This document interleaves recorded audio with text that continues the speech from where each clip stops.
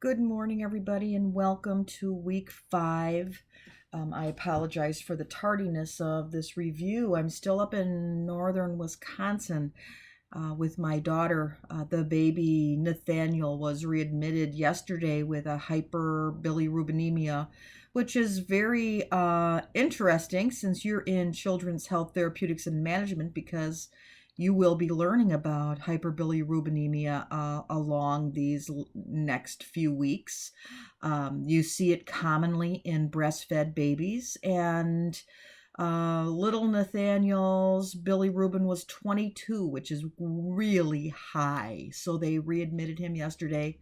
They have him under ultraviolet lights, and mom is feeding with supplements. So hopefully he's going to be coming home in the next couple of days, and just a little bump in the road. But I wanted to give you an update on this week's expectations.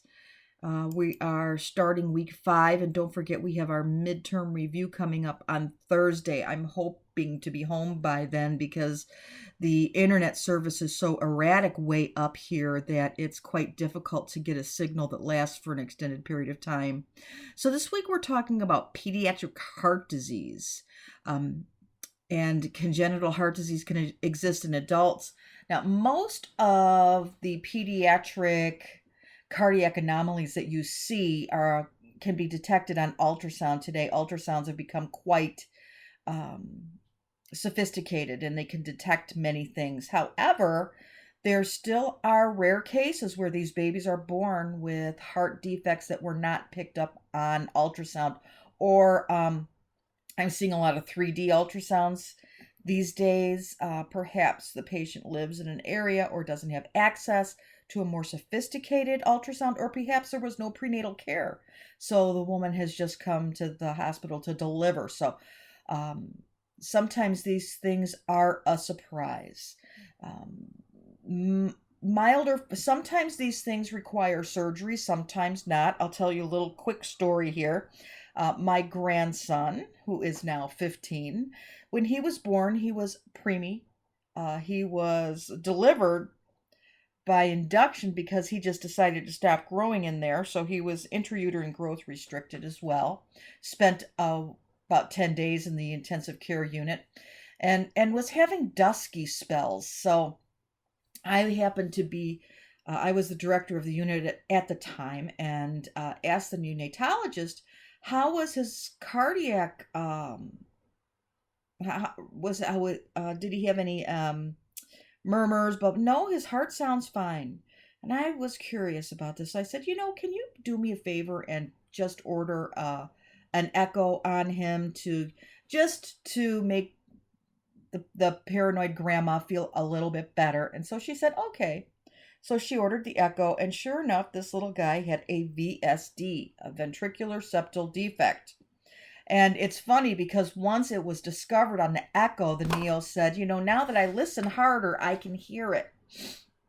Okay, so we went to a pediatric cardiologist, cardiac surgeon, and this cardiac surgeon recommended emergency surgery, that this surgery needed to be done emergently, and I felt uncomfortable with this. So I wanted a second opinion, and I took him to a cardiac surgeon out of Loyola. Loyola is a big medical center in the Chicago area. He was recommended to me by the head of neonatology of Loyola. And this physician now is so good that he's the head cardiac surgeon at Mayo Clinic. So we took him there, and he said, you know what, this is a really small VSD. Let's watch it.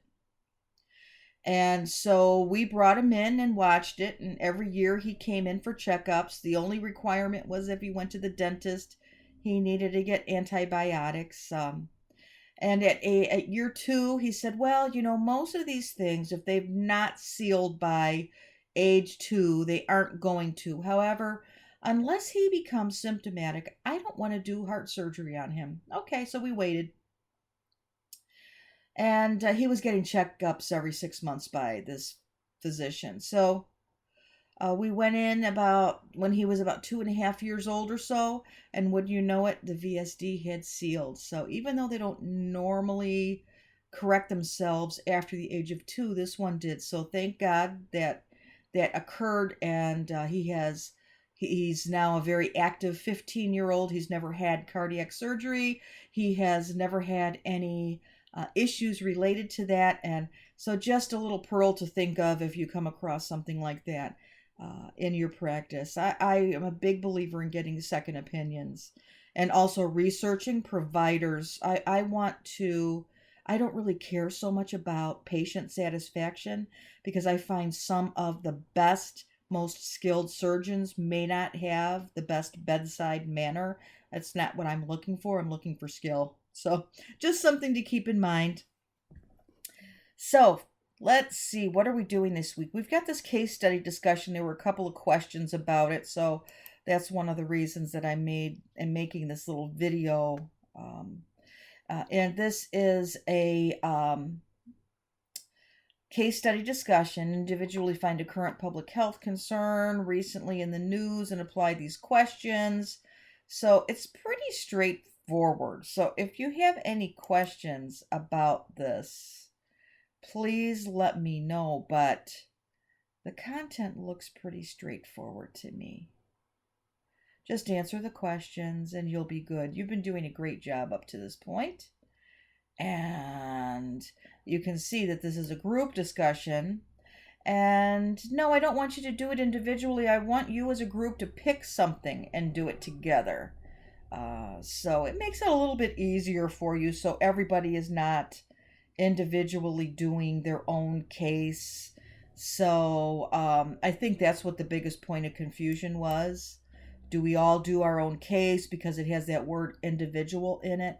And I suppose you could, but I don't think it's necessary. Just pick something and do it as a group and call it a day. I think that it's a good exercise in group work. And if you have any other questions, please don't hesitate to reach out. Have a great week.